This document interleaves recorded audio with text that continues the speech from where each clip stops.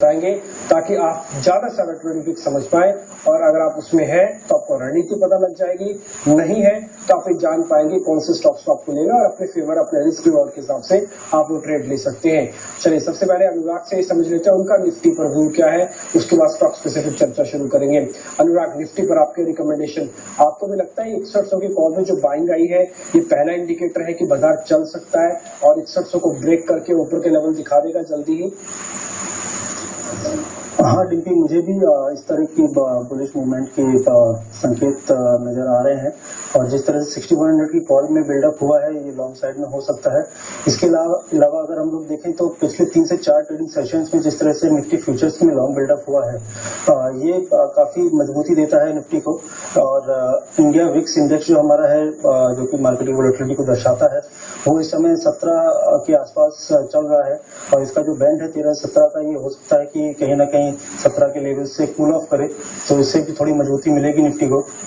और इसके अलावा पिछले 2 से 3 ट्रेडिंग डेज में जिस तरह का पुट्स में राइटिंग दिखा है 66,000 की कॉल में और 6100 और 66,000 की पुट्स में, उससे लगता है कि कहीं ना कहीं ऑप्शन सेलर्स बहुत कॉन्फिडेंट हैं कि ये और ऊपर के लेवल्स इनको मिल सकते हैं। तो मैं निफ्टी में बाइंग की सलाह दूंगा और 6065 का स्टॉप लॉस में रखें और 6180 का टारगेट यहाँ मिल सकता है। ठीक है, स्टॉक स्पेसिफिक चर्चा को शुरू करते हैं। आपके जो आज के ट्रेडिंग ट्रिक्स है वो मेरे पास, उसमें आपने एक काउंटर मारुति को भी चुना है और साथ ही ऑटो स्पेस से टाटा मोटर्स को भी चुना है। पहले मैं टाटा मोटर्स पे आना चाहता हूँ अनुराग, और आपकी इस पे रिकमेंडेशन क्या है, क्या स्टॉप लॉस टारगेट है? टाटा मोटर्स काफी अच्छा मोमेंटम में है, जी बिजनेस ने नैनो के रिवाइवल को लेकर भी आपको सबसे पहले खबर दी थी, और सिंगापुर से जो रकम जुटा रहे हैं इसको लेकर भी मार्केट के अंदर बस बना हुआ है। तो टाटा मोटर्स वैसे भी अपने आप निचले स्तरों से अच्छी सेल्स फिगर के चलते भी स्ट्रॉन्ग बना हुआ है। आपके रिकमेंडेशन टाटा मोटर्स पर? टाटा मोटर्स में मैं बाइंग की सलाह दूंगा इस लेवल पर, और 2 इंपॉर्टेंट संकेत जो निकल के आ रहे हैं इसमें आज ओपन इंटरेस्ट काफी अच्छा बढ़ा हुआ है, 8% का ओपन इंटरेस्ट बिल्डअप है लॉन्ग साइड में। इसके अलावा 303 का एक इंपॉर्टेंट टेक्निकल रेजिस्टेंस लेवल था इसका जो आज ब्रेक करके ऊपर की तरफ आया है, तो इसमें टारगेट ले सकते हैं आप 320 का, और इसको 300 के लिए 300 के स्टॉप लॉस के साथ ट्रेड करें।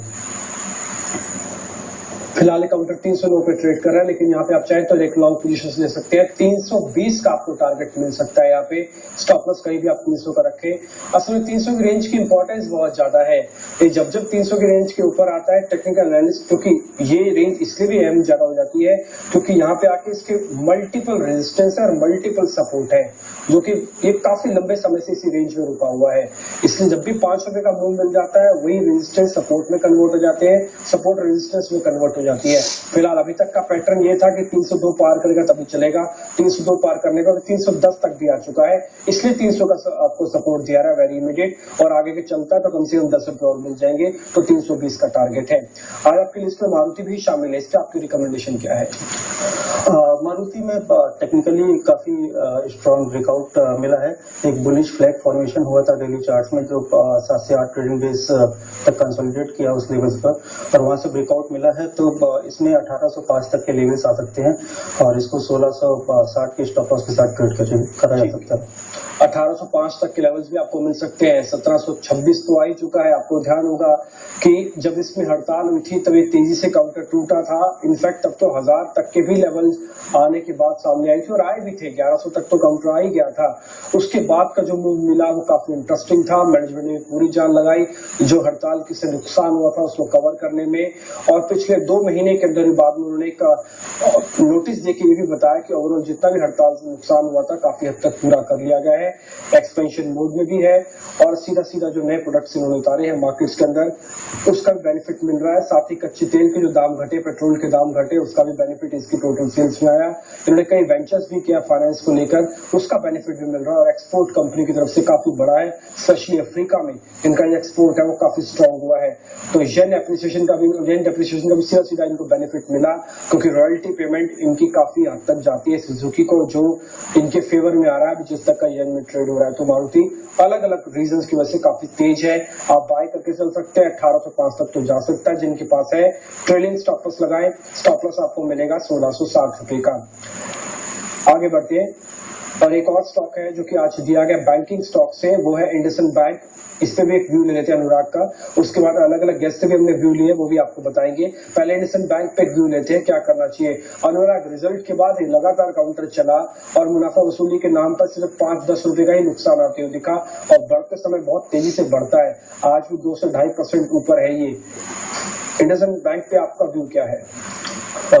मुझे लगता है कि यहाँ से जिस तरह का ट्रेंड ये बना रहा है टेक्निकली, ये यहाँ से और स्ट्रांग होगा, और इसमें बाइंग करी जा सकती है करंट लेवल्स पर। इसमें स्टॉप लॉस 488 का रखें और 514 के टारगेट के लिए इसको ट्रेड किया जा सकता है। ठीक है, तो इंडसइंड बैंक की रिकमेंडेशन है कि आप इसमें बाय कर सकते हैं। अनुराग कह रहे हैं कि इसमें बाय करें, 515 तक आपको टारगेट मिल जाएगा, 488 का एक स्टॉप लॉस भी आपको रखना है। तो इंडसइंड बैंक पे आप ट्रेड ले सकते हैं। ये फ्यूचर कॉन्ट्रैक्ट है, इसमें आप चाहें तो ऑप्शंस भी थोड़ी बहुत एक्टिव है, आप चाहें तो इसमें ट्रेड ले सकते हैं। इंडेक्स को भी ये गेन दे रहा है, और बैंक निफ्टी को भी काफी सहारा इंडसइंड बैंक से मिला। कल तो बैंक निफ्टी को सहारा मिला था पंजाब नेशनल बैंक से। इंडसइंड बैंक आज पूरी तरह से बैंक निफ्टी को कमजोर नहीं होने दे रहा, बल्कि इसकी वेटेज है और बैंक निफ्टी को भी ऊपर ही टिकाए हुए हैं। चलिए, इसके अलावा कई स्टॉक्स हमने और भी कई एनालिस्ट से लिए हैं, ताकि आपको एक मल्टीपल व्यू मिल सके और आप समझ सकें कि अलग अलग काउंटर्स में सभी एनालिस्ट का व्यू क्या है। आशीष चतुर्वेदी की ब्रेक पर एक बार फिर आपका स्वागत है। अब तक हम आपको निफ्टी बता चुके हैं जिसपे आपको लॉन्ग करना है। निफ्टी पे अनुराग बिश्नोई की रिकमेंडेशन है कि आप बाय करके चल सकते हैं। अभी भी 37 अंकों की बढ़त है, जो कि निफ्टी को दिन के उच्चतम स्तरों पे लेके आई है।